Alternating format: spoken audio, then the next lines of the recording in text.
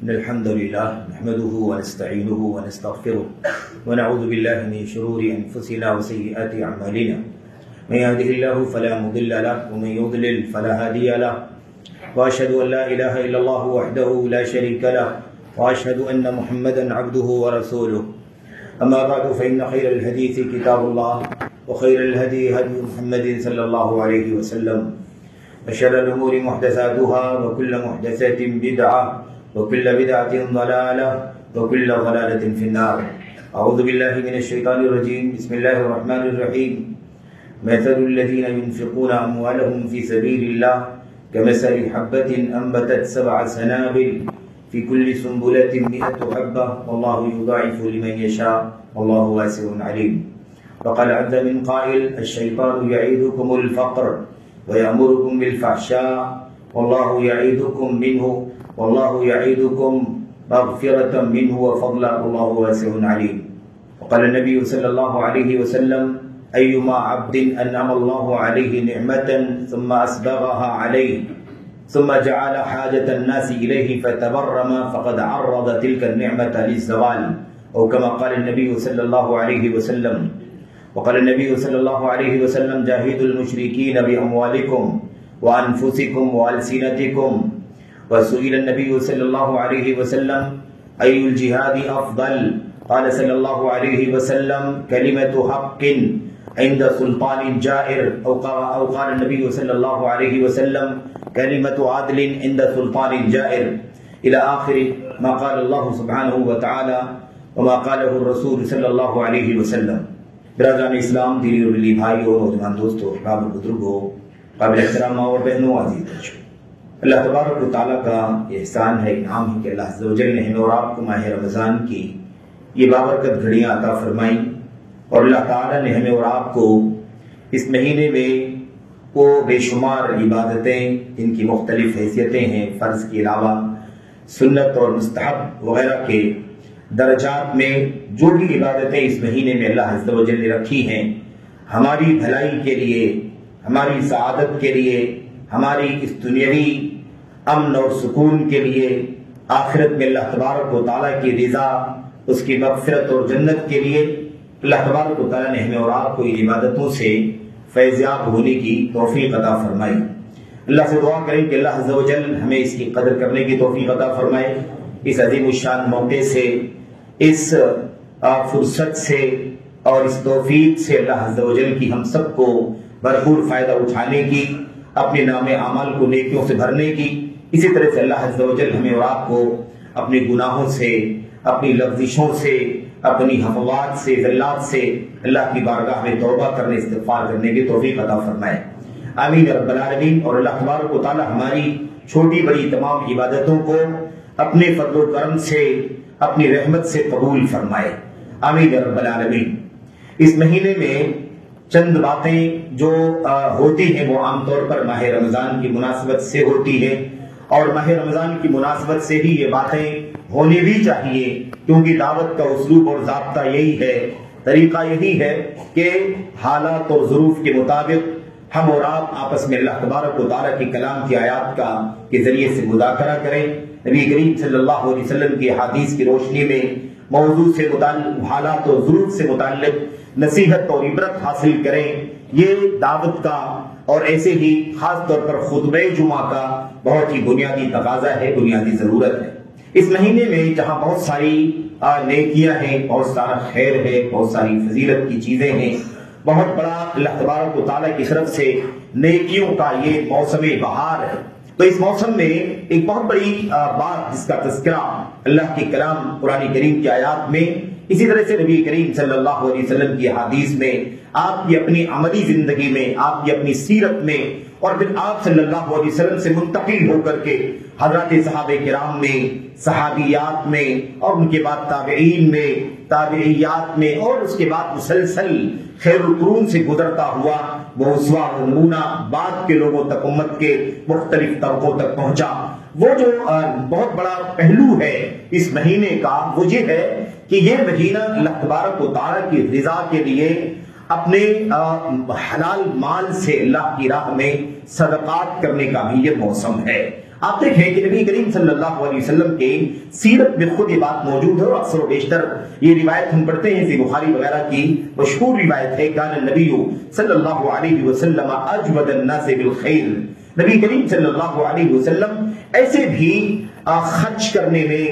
مال دینے میں، لوگوں کو، مستحقین کو، ضرورت مندوں کو نوازنے میں ایسے بھی بہت زیادہ سخی اور فیاض تھے، بہت زیادہ دریا دلی آپ کے اندر پائی جاتی تھی۔ آپ کی خصوصیت ہے، آپ کی سیرت ہے، آپ صلی اللہ علیہ وسلم کا یہ نمونہ امت کے سامنے بہت کھل کر کے آیا ہے، اور اس کا اعتراف ہم نہیں کر رہے ہیں کہ ہم اللہ کے نبی کے امتی ہیں، ادنا امتی ہیں، اس لیے اس کا اعتراف کر رہے ہیں، اس سے بیان کر رہے ہیں۔ کفار، مشرکین جو نبی کریم صلی اللہ علیہ وسلم کی خدمت میں پہنچتے تھے اور آپ صلی اللہ علیہ وسلم محسوس کرتے تھے کہ اس کے دل کے اندر ایمان کی روشنی جلدی داخل ہو سکتی ہے، آپ صلی اللہ علیہ وسلم اسے اتنا نوازتے تھے، اتنا دیتے تھے کہ وہ مستغنی ہو جائے، اس کی ضرورت پوری ہو جائے، اور وہ اپنے مسائل کے حل کرنے میں بہت ہی زیادہ مطمئن ہو جائے۔ اس طرح سے نبی کریم صلی اللہ علیہ وسلم کیا کرتے تھے۔ اس لیے کتنی سیرت کی نبی کریم صلی اللہ علیہ وسلم کی سیرت میں کتنی روایتیں ہیں کہ بہت سارے لوگ آئے اور اللہ کے نبی صلی اللہ علیہ وسلم نے کسی کو کہا کہ جاؤ وہ وادی میں اتنی ساری بکریاں ہیں، وہ سب لے جاؤ، تمہارے لیے ہے۔ کبھی آپ نے کوئی دوسرا ریوڑ اٹھا کر کے دے دیا کہ یہ لے جاؤ، تمہارے لیے ہے۔ یہ مشرکین جا کر کے نبی کریم صلی اللہ علیہ وسلم کے اس سخاوت اور اس فیاضی کا تذکرہ کیا کرتے تھے، اور کہتے تھے اپنے ساتھیوں میں جا کر کے کہ جاؤ محمد کے پاس صلی اللہ علیہ وسلم، وہ ایسا شخص ہے، ایسی شخصیت ہے، لا یخشى الفقر، جب وہ خرچ کرنے پر آ جائے تو کبھی فقیری اور محتاجگی کا خوف اس کے یہاں نہیں ہوتا ہے، وہ تو لٹاتا ہے، وہ دریا کی طرح سے مال بہاتا ہے۔ جاؤ یہ دیکھو مجھے ریوڑ کا ریوڑ اٹھا کر کے دے دیا، مجھے 10 بکریاں دے دی، مجھے 20 بکریاں دے دی نبی کریم صلی اللہ علیہ وسلم نے۔ اور پھر آپ دیکھیں کہ اس طرح سے نبی کریم صلی اللہ علیہ وسلم کا طریقہ، آپ کی فیاضی اس طرح سے عام تھی کہ اس کا چرچا تقریباً پورے ماحول میں تھا کہ یہ شخص اللہ تبارک و تعالیٰ کی راہ میں مال خرچ کرنے کے حوالے سے بہت ہی زیادہ دریا دل ہے، بہت ہی کھلے ہاتھوں والا ہے، بہت زیادہ سخاوت اور فیاضی کا مظاہرہ کرتا ہے۔ نبی کریم صلی اللہ علیہ وسلم کی حالت یہ تھی کہ آپ کے پاس اگر آپ کوئی صدقے کا مال آ جائے، یا مثال کے طور پر کسی ملک جو غیر مسلم ممالک ہیں، مثال کے طور پر وہاں مجوسی ہیں یا یہود ہیں، نصارہ ہیں وغیرہ، اور ان کے ساتھ کوئی معاہدہ ہو گیا ہے اور وہاں سے ٹیکس لے کر کے نبی کریم صلی اللہ علیہ وسلم کے صحابہ میں سے کوئی آتا ہے اور وہ لا کر کے وہ مال رکھتا ہے، تو نبی کریم صلی اللہ علیہ وسلم کی پوری رات کروٹ بدلنے میں گزر جایا کرتی تھی۔ آپ کو چین نہیں آتا تھا کہ یہ مال رکھا ہوا ہے اور یہ غریبوں کا ہے، مسکینوں کا ہے، مستحقین کا ہے، ایتام کا ہے، ارامل اور بیواؤں کا ہے۔ اس لیے نبی کریم صلی اللہ علیہ وسلم کو چین نہیں آتا، رات میں آپ کروٹ بدلتے ہوئے صبح کر دیتے، اور صبح بالکل ہوتے ہی آپ کہتے کہ جلدی سے اس کا انتظام کرو اور مستحقین کو تقسیم کر دیا جائے۔ تو یہ طریقہ تھا نبی کریم صلی اللہ علیہ وسلم کا، یہ سخاوت، یہ فیاضی، یہ دریا دلی جو نبی کریم صلی اللہ علیہ وسلم کی سنت میں اور آپ کی سیرت میں ہے، یہ صحابہ کرام میں بھی منتقل ہو گئی۔ آپ کے چیرہ صحابہ کرام، آپ کی صحابیات نے اور خود نبی کریم صلی اللہ علیہ وسلم کی ازواج مطہرات نے اس کا عملی نمونہ دنیا کے سامنے پیش کیا کہ اللہ کی راہ میں مال خرچ کرنے کی ذمہ داری مسلمانوں کی ہے، اللہ کی کلمے کی سربلندی کے لیے، اللہ کی توحید کو دنیا کے اندر اس کا غلغلہ کرنے کے لیے، شرک کی بے خودی کرنے کے لیے، سنت کی نشر و اشاعت کرنے کے لیے، ایسے ہی میرے بھائیوں بدعات اور خرافات کی کا سلسلہ بند کرنے کے لیے، اس مشن کے لیے جہاں جیسے جیسے ضرورت پڑی، امت کے ان اسلاف نے اپنے مالوں کو اللہ کی راہ میں اللہ کی رضا کے لیے خرچ کیا۔ یہ نمونہ اللہ کے نبی صلی اللہ علیہ وسلم کی سیرت سے ہمیں ملتا ہے۔ اچھا، اس کا گہرا تعلق رمضان سے اس لیے ہے کہ نبی کریم صلی اللہ علیہ وسلم کی یہ سخاوت، یہ فیاضی، یہ دریا دلی رمضان میں خصوصیت کے ساتھ اور زیادہ بڑھ جایا کرتی تھی، جیسا کہ آپ صحیح بخاری کی روایت میں جانتے ہیں۔ اسی روایت میں اللہ کے نبی صلی اللہ علیہ وسلم کے بارے میں صحابی فرماتے ہیں وَكَانَ أَجْوَدَ مَا يَكُونُ عِنْدَمَا يَلْقَاهُ جِبْرِيلُ وَكَانَ يَلْقَاهُ فِي رَمَضَانَ فِي كُلِّ لَيْلَةٍ مِّنْهُ۔ نبی کریم صلی اللہ علیہ وسلم کی دریا دلی، یہ فیاضی ماہ رمضان میں اور زیادہ بڑھ جایا کرتی تھی جب آپ کی ملاقات جبریل امین علیہ السلام سے ہوتی تھی، یا جبریل امین آپ سے ملاقات کرتے تھے، تب آپ کا یہ جود و سخا، آپ کی یہ دریا دلی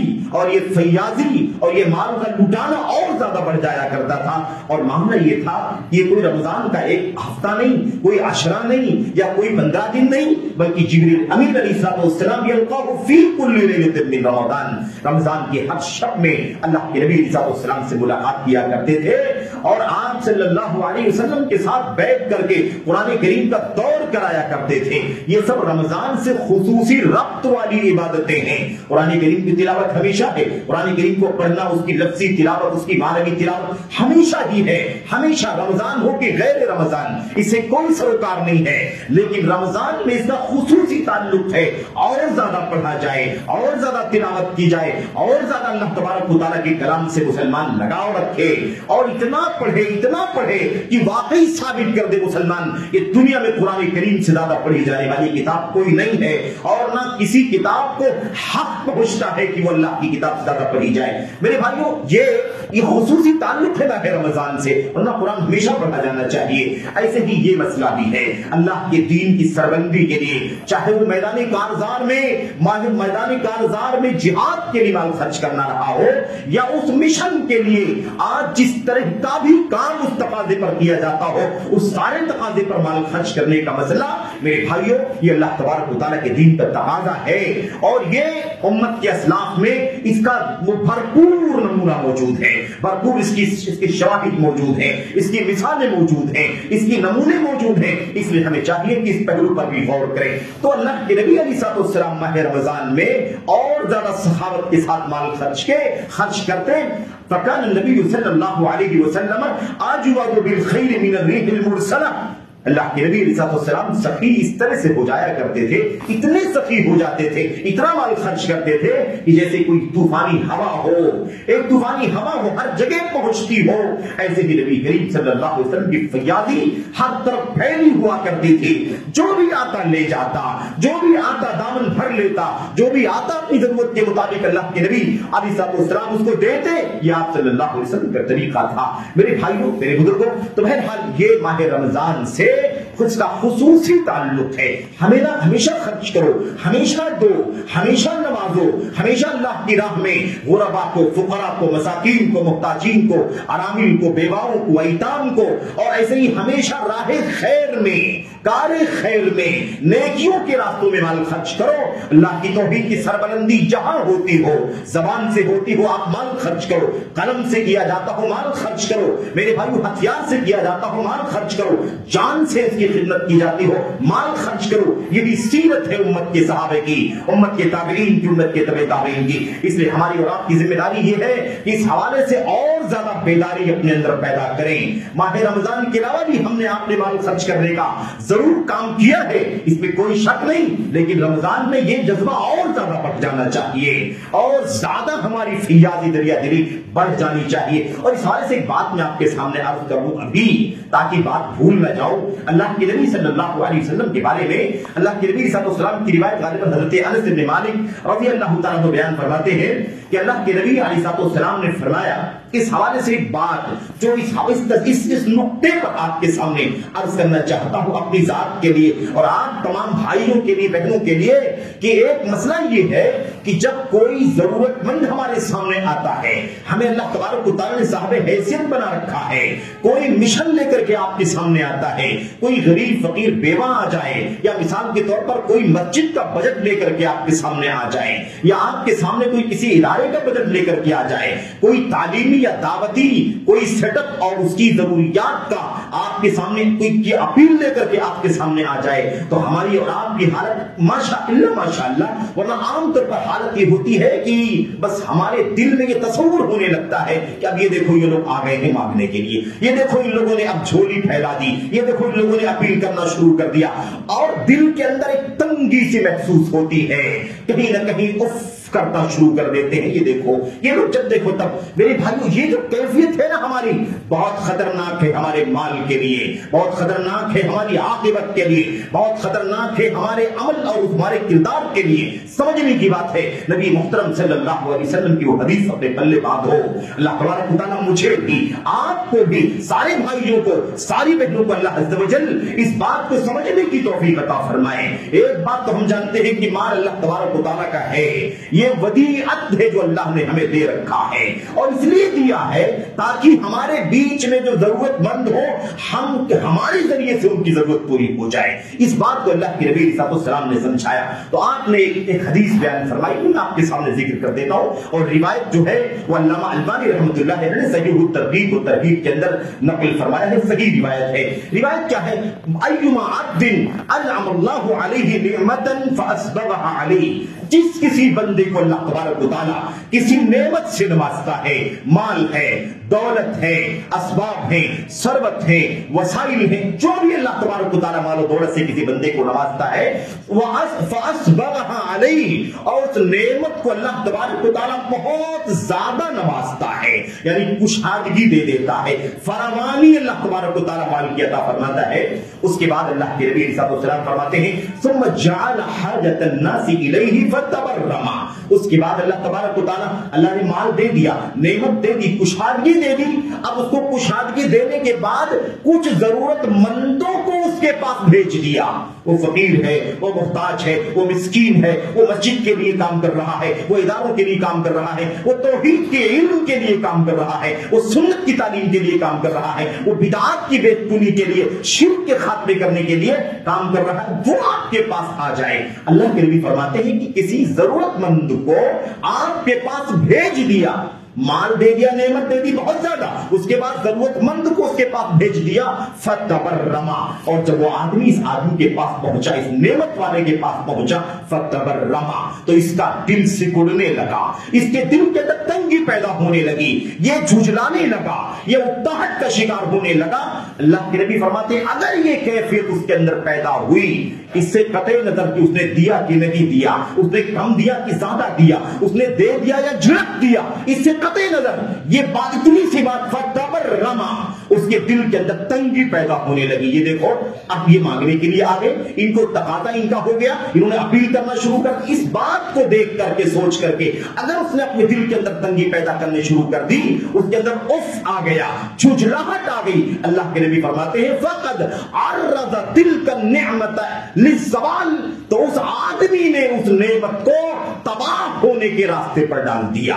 زوال کے راستے پر ڈال دیا۔ اس کا مطلب یہ ہے کہ اس نے اپنی اس حرکت سے اپنی اس نعمت کو زائل کر دینے، اکارت کر دینے، تباہ کر دینے کے راستے پر ڈال دیا۔ اب اس نے اپنی نعمت کو زائل کرنے کی شروعات کر دی ہے۔ یہ نبی کریم صلی اللہ علیہ وسلم کی ایک تربوی حدیث ہے، ایک تربیت ہے ہمارے اور آپ کے لیے، کیونکہ کبھی ہمارے دل میں بھی تنگی پیدا ہوتی ہے، کبھی آپ کے دل میں تنگی پیدا ہوتی ہے۔ ہمیں یہ سوچنا ہے اس کو، اس کے پاس تنگی ہے، وہ غریب اور فقیر ہے، یا وہ کسی کام میں اللہ کے کلمے کی سربلندی کے لیے لگا ہوا ہے، میرے پاس اسباب ہیں تو وہاں نہیں ہے، یہاں اسباب ہے، وہاں نہ دینے والا بھی اللہ تبارک و تعالیٰ، یہاں زیادہ دینے والا بھی اللہ تبارک و تعالیٰ۔ تو ہماری ذمہ داری یہ بنتی کہ ہم یہ سوچیں کہ اللہ نے اس لیے ہمیں دیا ہے کہ وہاں سے آئیں گے لوگ، یہاں سے لے کر کے جائیں گے۔ اللہ نے اس کو بانٹنے کا سبب بنایا ہے، اس کو پھیلانے کا ذریعہ بنایا ہے، اور اس طریقے سے اللہ تبارک و تعالیٰ مشن کی تکمیل میں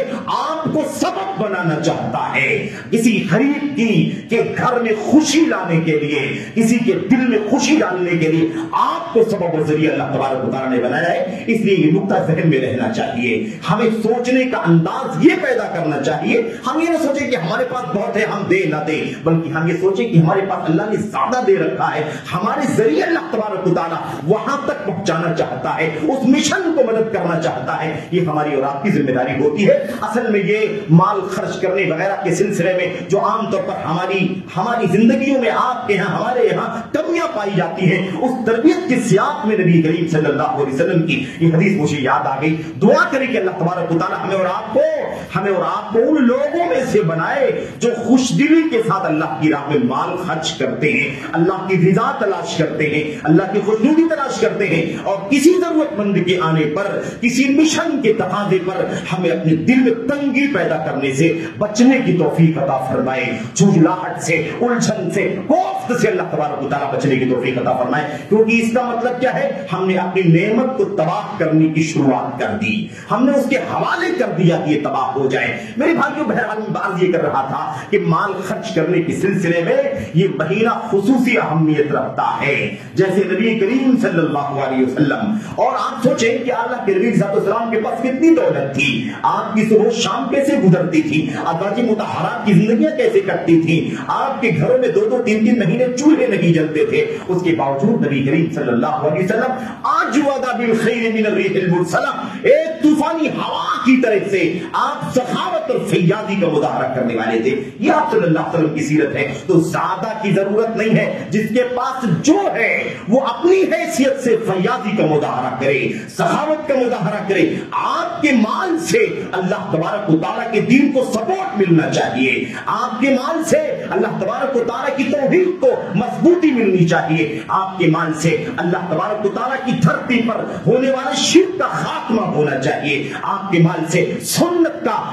کی نشر و اشاعت ہونی چاہیے، آپ کے مال سے بدعات کا خاتمہ ہونا چاہیے۔ مال اس لیے اللہ تبارک و تعالیٰ نے دیا ہے کہ اللہ کا دیا ہوا مال اللہ کی دی ہوئی دنیا اللہ کے دین کے لیے خرچ ہو، اللہ تبارک و تعالیٰ کی رضا کے لیے خرچ ہو، آخرت میں اللہ تبارک و تعالیٰ اس کا صلہ اس سے کئی گنا زیادہ عطا فرمائے گا۔ بہرحال میں نے آپ کے سامنے ایک آیت کریمہ، ایک تو آیت کریمہ پڑھی ہے، اللہ تبارک و تعالیٰ نے ایک دوسری آیت کریمہ میں ارشاد فرمایا الشیطان یعدکم الفقر ویأمرکم بالفحشاء واللہ یعدکم مغفرۃ منہ وفضلا۔ دو باتیں اللہ تبارک و تعالیٰ نے بیان فرمائی ہیں، اور آپ دیکھیں اللہ تبارک و تعالیٰ مثالیں بیان کرنے سے نہیں شرماتا، اللہ تبارک و تعالیٰ مثالیں بیان کرنے سے نہیں شرماتا۔ ہم بندوں کو سمجھانے کے لیے، ہمیں تربیت دینے کے لیے، ہمیں سکھانے کے لیے اللہ تبارک و تعالیٰ مثالیں معمولی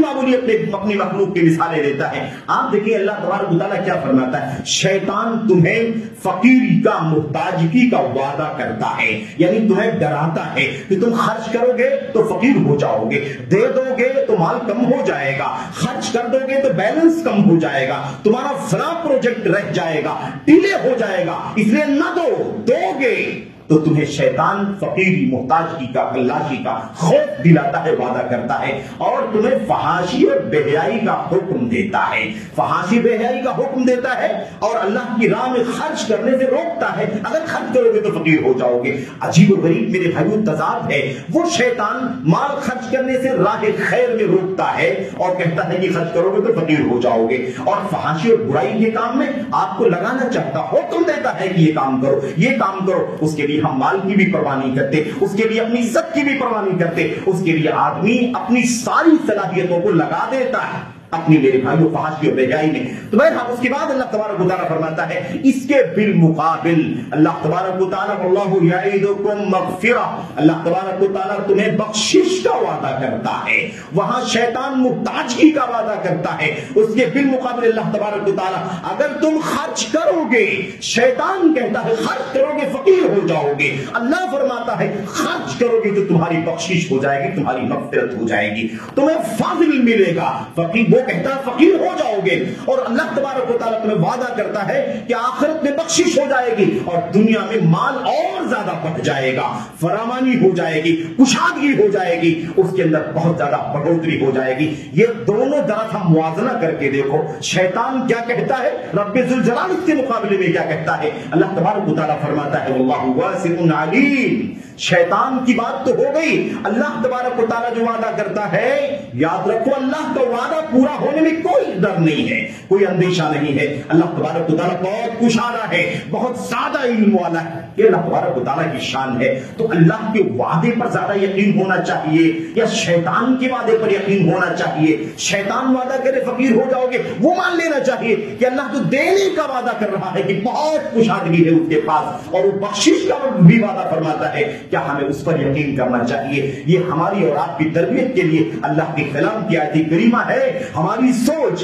ہماری ذہنیت، ہمارا نظریہ اور ہمارا جو طریقہ بنا ہوا ہے اس تناظر میں، اس پس منظر میں میرے بھائیوں میرے بزرگوں یہ آیت کریمہ اور نبی کریم صلی اللہ علیہ وسلم کی حدیث یہ ہمیں پیغام دے رہے ہیں۔ اچھا میرے بھائیوں میرے بزرگوں، مجھے ایک بات اور بھی آپ کے سامنے عرض کرنی ہے اس تناظر میں۔ اچھا وہ ساری باتیں تو بہت ساری ہیں، وہ صحابہ کرام کی سیرت اور ان کے واقعات اور ان کے خرچ کرنے کرنے کے جذبات، میں اس حوالے سے میں 2-3 منٹ میں کچھ باتیں عرض کرنا چاہتا ہوں، اور پھر اس کے بعد وہ ایک خاص بات، ایک خاص نکتہ تو اس موسم میں ہر سال بہت زیادہ ابھر جاتا ہے، بہت زیادہ چرچے میں آ جاتا ہے، میں اس کا بھی ذرا وضاحت کر، اس کی بھی ذرا سا میرے بھائی وضاحت کر کے اس کا خلاصہ آپ کے سامنے امت کے چیدہ علماء کے حوالے سے رکھنا چاہتا ہوں، تاکہ غلط فہمیاں دور ہو جائیں، تاکہ شبہات کا خاتمہ ہو جائے اور کسی طرح کی غلط فہمی ہمارے اور آپ کے ذہن میں باقی نہ رہ جائے۔ تو ایک بات تو یہ ہو گئی۔ دوسری بات جو آپ کے سامنے عرض کرنی ہے میرے بھائیوں، وہ یہ عرض کرنی ہے کہ دنیا کے اندر اتنے سارے لوگ بستے ہیں، مختلف عزموں کے لوگ ہیں، مختلف دھرموں کے لوگ ہیں، مختلف سنگٹن ہیں، مختلف مشن کے علمبردار ہیں۔ پھر اسلام کے نام لیواؤں کے اندر میرے بھائیوں صوفیت ہے، اس کے اندر خارجیت ہے، اس کے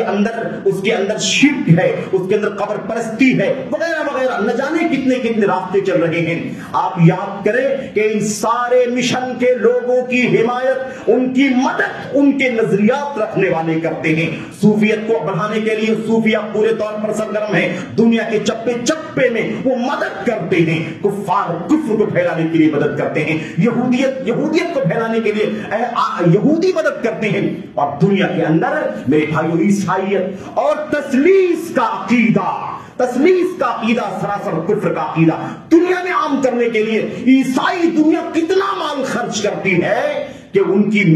مشن کے سامنے توحید دب جائے، سنت دب جائے، بدعات کا پروان چڑھایا جائے، شرک کو دنیا کے اندر عام کیا جائے۔ یہ سارا مشن لے کر کے عیسائیت دنیا کے اندر کام کر رہی ہے، اور اپنی جان سے، اپنی مال سے، اپنی طاقت سے، اپنی صلاحیتوں سے میرے بھائی اس مشن پر لگی ہوئی ہے عیسائی دنیا۔ ہمیں اس تناظر میں بھی غور کرنے کی ضرورت ہے۔ پھر آپ دیکھیے جن کے یہاں شرک پایا جاتا ہے، قبر پرستی پائی جاتی ہے، جن کا شخصیت پرستی پائی جاتی ہے، جن کے یہاں اماموں وغیرہ وغیرہ کا اتنا اونچا مقام ہے کہ وہ نبی کی سنت کو بھی بلکہ اللہ کی کلام کو بھی خاطر میں کبھی نہیں لاتے، ایسے لوگ بھی اپنے مشن پر کام کر رہے ہیں۔ مجھے آپ کہنا یہ ہے کہ یہ سارے مشن والے، یہ سارے مشن کے لوگ میرے بھائیوں اپنے مشن کے حاملین کی مدد سے کام کر رہے ہیں۔ عیسائی مدد کر رہے ہیں اپنے مشن کے لیے، یہودی مدد کر رہے ہیں اپنے مشن کے لیے، کفر مدد کر رہا ہے اپنے مشن کے لیے، کفار مدد کر رہے ہیں۔ ایسے ہی میرے بھائیوں یہ شرک ہے، یہ پرستی ہے، یہ قبر پرستی ہے، یہ شخصیت ہے، یہ خروج ہے،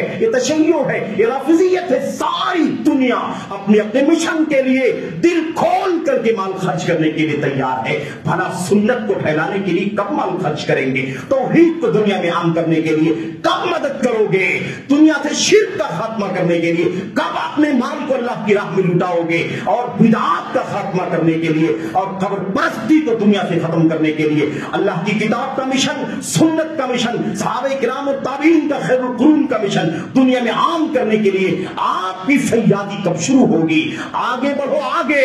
اس حساب سے غور کرو کہ دنیا میں ان سب کے مقابلے میں ہمیں توحید کی مدد کرنی ہے، سنت کی مدد کرنی ہے۔ اس کا راستہ دعوت سے آتا ہو، اس کا راستہ تعلیم سے آتا ہو، اس کا راستہ مساجد سے آتا ہو، اس کا راستہ کتابوں سے آتا ہو، اس کا راستہ سوشل اور آج کل کی ٹیکنالوجی کے ذریعے سے آتا ہو، اس کا راستہ کوئی بھی ہو سکتا ہے۔ آپ کو دل کھول کر کے اللہ تبارک و تعالیٰ کی راہ میں مال خرچ کرنا ہے، تاکہ آپ یہودیت کے خلاف کام کرنے والے بنے، عیسائیت کے خلاف کھڑے ہو، شرک کے خلاف کھڑے ہو اپنے مال کے ذریعے سے، بدعات کے خلاف کھڑے ہو، رافضیت، خارجیت، شیعیت کے مقابلے میں آپ اپنی مال کے ذریعے سے خالد مشن کو مضبوط کرنے والے بنے۔ یہ آپ کی سب سے بڑی ذمہ داری ہے میرے بھائیوں، میرے بزرگوں۔ آج میرے بھائیوں سب سے بڑی بات یہ ہے کہ آج جو مسئلہ ہے بڑا پیچیدہ، وہ یہ ہے کہ جذبات سر پڑھتے جا رہے ہیں، غلط فہمیاں عام ہو رہی ہیں، ادھر ادھر کی شبہات، ادھر ادھر کی بہت ساری باتیں ہم سن کر کے بہت زیادہ کنفیوز ہو جاتے ہیں، کبھی کوئی بات ہمیں اپنے مشن کے خلاف، ہماری اپنی مسجدوں کے خلاف، ہمارے اپنے دعوت اداروں کے خلاف، ہماری اپنی جمعیت و جماعت کے خلاف، ہمارے اپنے طلبہ کے خلاف، ہمارے اپنے ہمارے عربی اور علوم شریعت پڑھنے والے طلبہ کے خلاف، قرآن کریم کا علم حاصل کرنے والوں کے خلاف، جو بھی مشن توحید و سنت کے عام کرنے کے لیے دنیا میں ہے، اس حوالے سے بڑی غلط فہمیاں پھیلائی جاتی ہیں، پرایوں کی طرف سے بھی اور اپنوں کی طرف سے بھی۔ ہم کہیں نہ کہیں غلط فہمی میں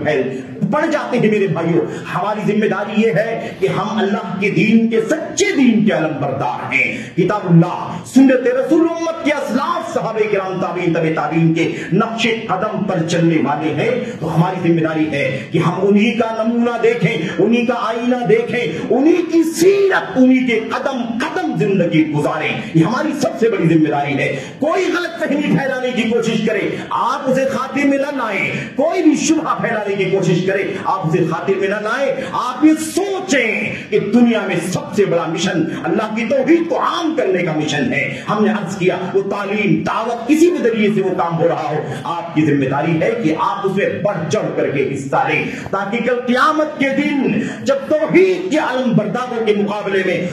میرے بھائیوں شرک اور بت پرستی والے کھڑے ہوں، توحید خالص کے باغیان کھڑے ہوں، تو آپ کو اللہ تبارک و تعالیٰ کے فرشتے نام لے کر کے کہیں کہ انہوں نے اللہ کی توحید کے لیے اپنا مال خرچ کیا تھا، اور شرک اور بت پرستی کے خلاف انہوں نے جہاد کیا تھا اپنے مال کے ذریعے سے۔ یہ ہماری سب سے بڑی ذمہ داری ہے میرے بھائیوں۔ وہ جو جہاد فی سبیل اللہ میدان کارزار میں ہوا کرتا تھا، آج اگر میدان کارزار میں جہاد نہیں ہو سکتا ہے تو کیا جہاد ختم ہو گیا ہے؟ کیا جہاد نہیں ہے؟ جہاد ہے، رہے گا اور قیامت تک رہے گا، ماضی، مستحال، مستقبل، سب میں ایک پل بھی، ایک لمحہ بھی جہاد سے ہم باہر نہیں ہیں۔ جہاد ہے، شکلیں مختلف ہیں، اس کے حالات مختلف ہیں میرے بھائیوں۔ بس اتنی سی بات ہے۔ میں آپ کے سامنے وہ حدیث جو پڑھ رہا تھا اس کا تذکرہ آپ کے سامنے کروں۔ اللہ کے نبی علیہ السلام نے فرمایا، آپ نے فرمایا جاہد المشرکین باموالکم جاہد المشرکین باموالکم وانفسکم والسنتکم، مشرکین سے جہاد کرو اپنے مالوں کے ذریعے سے، اپنے مالوں کے ذریعے سے، اپنی جانوں کے ذریعے سے، اپنی زبانوں کے ذریعے سے بھی جہاد کرو۔ یہ جو باتیں ہو رہی ہیں یہ بھی جہاد کی باتیں ہو رہی ہیں۔ جتنا بھی قال اللہ قال الرسول کی صدا آپ سنتے ہیں، سب اللہ تبارک و تعالیٰ کی راہ میں جہاد کی آوازیں ہیں میرے بھائیوں۔ اور یاد رکھو مشرکین مکہ جس کی مثالیں ہمارے سامنے موجود ہے، ان کے ساتھ میدان کارزار میں جہاد بعد میں ہوا تھا، اس سے پہلے زبان سے جہاد ہوا تھا، اس سے پہلے کلام الہی سے جہاد ہوا تھا، اس سے پہلے سنت رسول سے جہاد ہوا تھا۔ زبان کا جہاد پہلے تھا، مال کا جہاد پہلے تھا، جان کا جہاد بعد میں آیا تھا۔ اسی لیے نبی کریم صلی اللہ علیہ وسلم نے فرمایا میرے بھائیوں، میرے بزرگوں، آج اگر میدان کارزار میں اکٹھا ہو کر کے جہاد کرنے کی کیفیت نہیں ہے، بلکہ آج تو سب دنگے اور فساد چل رہے ہیں۔ جہاد کو بدنام کر دیا گیا ہے، اسے دنگے کر کے، فساد کر کے لوگوں نے اسے مقدس نام جہاد سے بدلنے کی کوشش کی ہے۔ یاد رکھو جہاد جو اللہ کے کلام نبی کی سنت کا جہاد ہے وہ اس دنگے سے بری ہے، اور یہ دنگا فساد، یہ آتنک کتاب و سنت کے جہاد سے بری ہے۔ دونوں میں پیر ہے، کوئی ربط کوئی تعلق نہیں ہے۔ اللہ تبارک و تعالیٰ کی راہ میں جہاد جو چلتا تھا میرے بھائیوں آج وہ نہیں ہے عملی طور پر، لیکن توحید کا مقابلہ شرک سے ہے کہ نہیں ہے، سنت کا مقابلہ بدعت سے ہے کہ نہیں ہے، اندھیرے کا مقابلہ اجالے سے ہے کہ نہیں ہے، حق کا مقابلہ باطل سے ہے کہ نہیں ہے۔ یہ ہے اور رہے گا قیامت تک، اس لیے جب تک یہ ہے تب تک جہاد ہے۔ جہاد صرف اور صرف جان سے میدانی کارزار میں نہیں ہوگا، بلکہ زبان سے بھی ہوگا، مال سے بھی ہوگا، اور میرے بھائیوں وقت آئے گا تو جان سے بھی ہوگا۔ لیکن اس لیے یاد رکھیں آج اگر توحید و سنت کے لیے ہم نے اپنے مال خرچ کر کے جہاد نہیں کیا، اپنی زبانوں سے جہاد نہیں کیا، تو یاد رکھو پھر ہم نے اللہ تبارک و تعالیٰ کے سامنے اپنی جواب دہی کو مشکل کر دیا ہے۔ کیسے اللہ تبارک و تعالیٰ کے سامنے جواب دیں گے؟ اچھا بعض لوگ قرآن کریم کی آیت کریمہ میں بات آئی ہوئی ہے نا، انما الصدقات للفقراء والمساکین، یعنی زکات کے فنڈز کے سلسلے میں غلط فہمی پھیلائی جاتی ہے۔ آپ نے دیکھا بھی ہوگا، سنا بھی ہوگا، بہت سارے سوشل میڈیا کے ذریعے سے آپ نے باتیں پڑھی بھی ہوگی، سنی ہوگی۔ لوگ کہتے ہیں کہ یہ جو صدقات ہیں، یعنی جو زکات کے 8 فنڈ بتلائے گئے ہیں، اس فنڈ کے اندر یہ مدرسے نہیں آتے ہیں، اس فنڈ کے اندر یہ دعوتی ادارے نہیں آتے ہیں، اس فنڈ کے اندر یہ کتابیں جو توحید کے لیے، سنت کے لیے چھپتی ہیں یہ نہیں آتے ہیں، اس فنڈ کے اندر اور جو توحید و سنت کے لیے بہت ساری سرگرمیاں ہیں یہ ساری چیزیں اس میں نہیں آتی ہیں۔ یہ صرف اور صرف میدان جہاد میں جب جنگ ہوگی تب جا کر کے وہاں پر زکات کا مال خرچ ہوگا. یہ بہت بڑی غلط فہمی ہے. اچھی طرح سے ذرا سن لو اور غلط فہمیاں اپنے ذہنوں سے نکال دو. اللہ کے نبی محمد رسول اللہ صلی اللہ علیہ وسلم نے جو تعلیم ہمیں دی ہے اس سے پتا چلتا ہے کہ وفی سبیل اللہ وابن السبیل، نواں فنڈ اور ساتواں فنڈ اللہ تبارک و تعالیٰ نے فرمایا اور فی سبیل اللہ تمہاری زکات خرچ ہوگی. اس فی سبیل اللہ کے اندر یہ دینی توحید، دین کے مدارس جو توحید اور سنت کے مدرسے ہیں، مکاتب ہیں، جامعات ہیں، یونیورسٹیاں ہیں، یہ سب اس کے اندر داخل ہیں. یہ دعوت کے کام جو منبر و محراب میں سجتے ہیں یا ایسے ہی اسٹیجوں پر سجتے ہیں یا ایسے ہی کتابیں چھپتی ہیں یا سوشل راستوں سے جو دنیا کے اندر توحید کا مشن عام کیا جاتا ہے، شرک کی بے کنی کی جاتی ہے، حق کو عام کیا جاتا ہے، باطل کو کچلا جاتا ہے، یہ سارے مشن فی سبیل اللہ کا حصہ ہے. یہ سارے مشن فی سبیل اللہ کا حصہ ہے. یہاں دیکھا آپ نے اللہ کے نبی نے کیا فرمایا؟ جاہد المشرکین باموالکم وانفسکم واموالکم، مشرکوں سے جہاد کرو. یہ ہے فی سبیل اللہ، اللہ کی راہ میں جہاد کرو. کیسے جہاد کرنا ہے؟ اپنی جان سے بھی، اپنے مال سے بھی اور اپنی زبانوں سے بھی جہاد کرو. یہ زبانوں کا جہاد ہے، یہ زبانوں کا جہاد ہے جو کیا جا رہا ہے. نبی کریم صلی اللہ علیہ وسلم سے سوال کیا گیا افضل الجہاد، اللہ کے نبی صلی اللہ علیہ وسلم نے فرمایا، آپ صلی اللہ علیہ وسلم سے پوچھا گیا ای الجہاد افضل، اے اللہ کے نبی صلی اللہ علیہ وسلم سب سے زیادہ فضیلت والا جہاد کون سا ہے؟ سب سے زیادہ فضیلت والا جہاد نہیں بلکہ افضل جہاد کون سا ہے؟ نبی کریم صلی اللہ علیہ وسلم نے فرمایا کلمۃ حق عند سلطان جائر، ایک ظالم بادشاہ کے سامنے حق کی دعوت پہنچانا، حق کی بات پیش کرنا، یہ سب سے افضل جہاد ہے. میرے بھائیو، آج دنیا میں توحید کا پیغام عام کیا جا رہا ہے، حق عام کیا جا رہا ہے. یہ مدرسے ہٹا دیے جائیں، یہ مکاتب ہٹا دیے جائیں، یہ جامعات ہٹا دیے جائیں، یہ دینی ادارے ختم کر دیے جائیں، یہ دعوتی ادارے بند کر دیے جائیں، یہ جمعیت اور جماعت کا مشن ختم ہو جائے. یاد رکھو اس دھرتی پر جو وطن عزیز کی دھرتی ہے، آپ کو توحید و سنت عام کرنے کا کوئی سورس نہیں مل سکے گا. یہی سورس ہے، اسی سے دنیا میں توحید کا میرے بھائیوں علم بلند ہو رہا ہے. اسی کے ذریعے سے شرک کی بے کنی ہو رہی ہے، اسی کے ذریعے سے بدعات کا خاتمہ ہوتا ہے. اور یاد رکھو مٹھی بھر جماعت ہے، چھوٹا سا مشن ہے، معمولی سرگرمی ہے، چھوٹا بجٹ ہے، کمزور طاقت ہے، اس کے باوجود میرے بھائیوں کفر و شرک کے ایوانوں میں زلزلے آئے ہوئے ہیں. انہیں بہت زیادہ کھلبلی ہے، بہت زیادہ بے چینی ہے. یاد رکھو آپ نے اگر اپنی طاقت کا مال کا استعمال کر دیا، لوگوں نے اپنی زبانوں کا استعمال کر دیا جو اس کے اہل ہے، تو اللہ کی قسم ہے اس میں کوئی شک نہیں ہے کہ اللہ تبارک و تعالیٰ کی توحید کے سامنے اللہ کے نبی نے فرمایا تھا وہ دور آئے گا جب کفر اپنے راستے لوٹ جائے گا اور سمندر کے پہلے بھی، سمندر میں بھی اور سمندر کے بعد بھی اللہ تبارک و تعالیٰ کی توحید کا پیغام عام ہو جائے گا. دنیا کی کوئی طاقت اس حق کے پیغام کو روکنے کی طاقت نہیں رکھ سکے گی. یہ اللہ تبارک و تعالیٰ کا اعلان ہے. میں آپ یہ کرنا چاہتا تھا، آپ جتنے فتاوے آپ سنتے پڑھتے ہیں غلط فہمی میں نہ آ جائیں، الفاظ پر نہ چلیں. امت کے سلف نے اللہ کے نبی کی سنت میں اس کا معنی کیا سمجھا ہے؟ فی سبیل اللہ کا معنی صرف میدان جہاد نہیں ہے، بلکہ جس مقصد سے جہاد کیا جاتا ہے اس مقصد کے لیے زبان استعمال ہو تو جہاد وہ بھی جہاد ہے. وہاں بھی آپ کی زکات خرچ ہوگی. اس مقصد کے لیے قلم چلائے جائیں تو اس مقصد کے لیے وہ جہاد کہلائے گا. آپ کا مال وہاں بھی خرچ ہوگا زکات کا. اس لیے یاد رکھو غلط فہمی نہیں ہونی چاہیے. اور میں یہ اپنی کوئی نجی بات نہیں کہتا کہ آپ غلط فہمی کا یہاں بھی شکار ہو جائیں کہ میں اپنی بات کہنے کے لیے آیا ہوں تو میں یہ بات بھی کہہ رہا ہوں. یاد رکھو آج سے 15 سال پہلے پوری دنیا کے فقہا، پوری دنیا کی چوٹی کے علماء عالمی سیمینار مکہ مکرمہ کے اندر اکٹھا ہوئے تھے اور 7واں فنڈ فی سبیل اللہ جو اللہ تبارک و تعالیٰ نے سورہ توبہ میں ارشاد فرمایا ہے انما الصدقات للفقراء، صدقات یعنی زکات فلاں فلاں فلاں 8 فنڈوں کے لیے ہے. یہ جو فی سبیل اللہ کا فنڈ ہے، کیا اس سے صرف میدانی کارزار کا جہاد ہے، یا اس سے یہ تعلیم کے ادارے، یہ مدرسے، یہ مدرسوں میں پڑھنے والے غریب بچے، یہ توحید کے لیے کتابوں کا شائع کرنا، یہ توحید کے لیے ادارے قائم کرنا، سنت کے لیے ادارے قائم کرنا، شرک اور بدعات کا خاتمہ کرنے کے لیے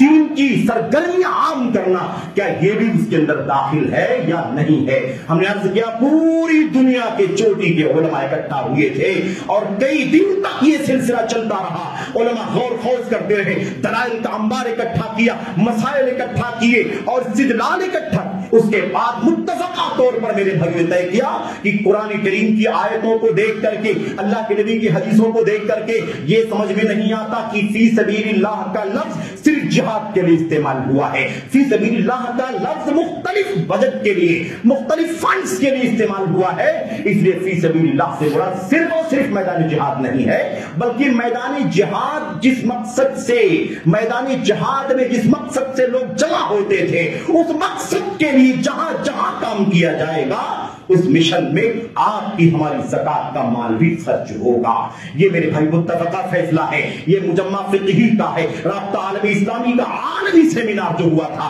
آج سے 1428 ہجری کے اندر غالباً۔ میرے بھائیوں، میرے بزرگوں، تو میں عرض کرنا چاہتا ہوں کہ یہ غلط فہمی دور ہو جانی چاہیے۔ لوگ کہتے ہیں کہ اس میں فقراء مساکین کہا گیا ہے، فقراء مساکین کہا گیا ہے، تو اس سے جو غریب فقیر جو گلیوں میں یہاں وہاں جو مسکین لوگ ہیں ان کو ہی ہم اپنی زکات کا مال دیں گے۔ بعض لوگ چلاتے ہیں، کہتے ہیں کہ ساری زکات مسلمانوں کی مدرسے والے لے کے چلے جاتے ہیں، ساری زکات لوگ دینی ادارے، دعوتی ادارے، کام کرنے والے لے کے چلے جاتے ہیں۔ میرے بھائیوں، ذرا کبھی ان مدرسوں کی رسیدیں اٹھا کر کے دیکھو، آپ گنو تو پتا چلے گا، پتا چلے گا۔ ایک غلط فہمی ہوتی ہے، ایک افواہ ہوتی ہے، شبہ ہوتا ہے، ذرا جمع کر کے دیکھو کہ ان کی 100 رسیدیں کٹی ہیں یا 200 کٹی ہیں یا 300 کٹی ہیں، 500 کٹی ہیں، اور ان رسیدوں کے اندر کتنا اماؤنٹ لکھا ہوا ہے، سب کو جوڑ کر کے ذرا اندازہ لگا لو کہ کیا سارے مسلمانوں کی زکات ادارے والے لے کے چلے جاتے ہیں؟ اس سے بڑی غلط فہمی کچھ نہیں ہو سکتی۔ اور پھر مجھے بتاؤ ان مدارس کے اندر پڑھنے والے کتنے فیصد بچے میرے بھائیوں مالداروں کے ہوتے ہیں، کتنے فیصد بچوں کے پاس طاقت ہوتی ہے کہ وہ خرچے برداشت کرے فیس کا اور کھانے پینے کا اور دیگر جو لوازمات ہوتے ہیں، کس کے پاس طاقت ہے؟ آپ کو 10-20% سے زیادہ بچے نہیں ملیں گے جو صاحب حیثیت لوگوں کے بچے ہوتے ہیں، عام طور پر فقراء، غریب لوگ، مسکین لوگ، جن کے پاس سال بھر میں ایک بار سفر کرنے کے لیے 1000 روپے کرائے کا بھی پیسہ نہیں ہوتا ہے، ایسے بچے دینی مدرسوں کے اندر توحید و سنت کا علم حاصل کرتے ہیں اور ممبروں کے مساجد کی زینت بنتے ہیں، دنیا کو توحید کا سبق سکھانے کی ذمہ داری اپنی گردنوں پر اٹھاتے ہیں۔ تو یہ غلط فہمی پھیلائی جا رہی ہے۔ یاد رکھو، یہ جو گلیوں کے فقراء مساکین ہیں، میں نہیں کہتا ان کا حق نہیں ہے، میں یہ کہنا چاہتا ہوں ان کو دینے والے سب لوگ ہیں، ہر طبقہ ہے، ہر طبقے کے لوگ، ہر فرقے کے لوگ، ہر جماعت کے لوگ، ہر پارٹی کے لوگ دیتے ہیں، لیکن آپ کی توحید کا مشن اٹھانے والے ادارے، سنت کا مشن اٹھانے والے ادارے، ان کی مدد کرنے والا آپ کے سوا کون ہے دنیا کے اندر؟ یہی خالص توحید و سنت والے لوگ ہیں جو اپنی خالص مشن کو مدد کرنے کے لیے تیار ہوتے ہیں۔ اس لیے یاد رکھو، یہ ذمہ داری سب سے زیادہ آپ کی گردنوں پر ہے جو خالص توحید و سنت کا مشن اس دنیا کے اندر عام کرنا اپنی ذمہ داری سمجھتے ہیں۔ میرے بھائیوں، میرے بزرگوں، تو اللہ تبارک و تعالیٰ سے دعا کریں کہ اللہ عز و جل ماہ رمضان کی ان ساعتوں میں اللہ تبارک و تعالیٰ ہمیں اپنی مال خرچ کرنے کی ذمہ داری کو بھی سمجھنے کی توفیق عطا فرمائے۔ آپ کا مال غربا، فقراء، مساکین اور اس کے سب سے زیادہ مستحق جو ہیں وہ یہ ادارے ہیں، یہ جامعات ہیں، یہ مدارس ہیں جہاں غربا فقراء کی بڑی تعداد علم حاصل کرتی ہے۔ آپ کے مال کے ذریعے سے، آپ کے مال زکات کے ذریعے سے میرے بھائیوں، یہ دعوتی ادارے، یہ دعوتی شعبے، یہ کتابیں اور یہ میرے بھائیوں موجودہ ٹیکنالوجی کے ذریعے سے جو بہت دور تک اپنی آوازیں پہنچانے میں کامیابی ملتی ہے، اس مشن پر آپ کا زکات، آپ کی زکات کا مال خرچ ہونا چاہیے۔ آپ سے گزارش ہے کہ آپ اس حوالے سے ہوش مندی کا ثبوت دیں۔ اللہ سے دعا کرتے ہیں کہ اللہ تبارک و تعالیٰ ہمیں نبی کریم صلی اللہ علیہ وسلم کی سنت، آپ کی سیرت، آپ کی عملی زندگی، ابو بکر صدیق، عمر فاروق اعظم، حضرت عثمان غنی، حضرت علی، حضرت ابو الدرداء انصاری اور ایسے ہی خواتین میں تین زینب ہیں، تین جنہوں نے دنیا میں اپنا نام روشن کر دیا ہے۔ دو زینب تو نبی کریم صلی اللہ علیہ وسلم کی زوجہ ہیں، حضرت زینب بنت جحش رضی اللہ تعالی عنہ، حضرت زینب ہلالیہ رضی اللہ تعالی عنہ میرے بھائیوں، اور تیسری زینب حضرت عبداللہ بن مسعود رضی اللہ تعالیٰ عنہ کی بیوی ہے۔ میرے بھائی تین زینب کا تذکرہ تاریخ کے اندر، سیرت کے اندر، حدیث کے اندر ملتا ہے۔ انہوں نے زندگی میں اللہ کی راہ میں مال خرچ کرنے کی مثال قائم کر دی ہے، اور اس کے علاوہ بہت سارے نام ہیں۔ اللہ تبارک و تعالیٰ ہمیں اور آپ کو ان اسلاف کے مشن پر چلنے کی توفیق عطا فرمائے۔ ہمیں اللہ کے دین کے حوالے سے یہ جذبہ خاص طور پر ہمیشہ کے علاوہ ماہ رمضان میں اور زیادہ بڑھانے کی توفیق عطا فرمائے۔ یہ ایک فکر ہے میرے بھائیوں، ایک دعوت فکر ہے، یہ ایک تحریک ہے جو آپ کے سامنے پیش کی جا رہی ہے۔ اللہ سے دعا کریں کہ اللہ تبارک و تعالیٰ کہنے والے کو سب سے پہلے اس پر عمل کرنے کی توفیق عطا فرمائے۔ اپنے تمام بھائیوں سے، اپنی بہنوں سے اپیل ہے کہ اللہ تبارک و تعالیٰ کی راہ میں اس مشن کو برتری دیتے ہوئے پرائرٹی میں ترجیحی طور پر میرے بھائیوں اپنے مشن کا حصہ بنائیں۔ اللہ تبارک و تعالیٰ ہمیں اور آپ کو اس کی توفیق عطا فرمائے۔ آمین رب العالمین، وصلی اللہ وسلم وبارک علی نبینا۔